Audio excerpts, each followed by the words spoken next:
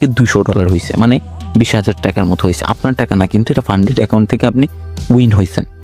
আপনি $33 দিয়ে কিনছেন, মানে 3,000 3,500 টাকা দিয়ে কিনছেন।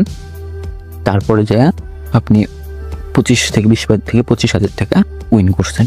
এই টাকাটা দিয়ে এই রিয়েল মানিটা আপনার পার্সোনাল অ্যাকাউন্টে, ডিমেট অ্যাকাউন্টে, এক্সনেস যে ব্রোকার আপনি করেন সেই ব্রোকারে আপনি ডিপোজিট করেন।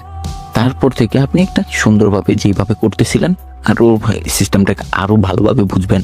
আপনি যখন 9 মাস ট্রেড করবেন টানা, একটা বেসিক একটা রুলসে আপনার একটা পার্মানেন্ট একটা রুলস থাকবে, ফিক্স, সব কিছু ফিক্স থাকবে, তখন কিন্তু আপনি 9 মাস পরে একদম প্রফিটেবল ট্রেডারের ফেজে আপনি চলে যাবেন। আর লস হবে, লস ইজ ওকে, লস সবার হয়। প্রফেশনাল ট্রেডারদেরও টানা 7টা 8টা 9টা 10টা এমনকি 12টাও লস হয়। তো লস ডাজেন্ট ম্যাটার, আপনি জাস্ট করতেই থাকেন। আপনি জাস্ট আপনার সাইকোলজিটাই ঠিক রাখেন আর করতে থাকেন। তো আশা করি আমি যতটুকু বলেছি 1 থেকে 9 মাস পর্যন্ত যদি আপনি করেন, প্রথম মাস থেকে 9 নম্বর মাস পর্যন্ত যদি আপনি করেন, আশা করি আপনি প্রফিটেবল হতে পারবেন। আর না যদি হতে পারেন তো আপনি ডিসিপ্লিনটা শিখে যাবেন। আর টেকনিক্যাল এটা ওইটা শিখে নেবেন, ডিসিপ্লিনটা মাস্ট।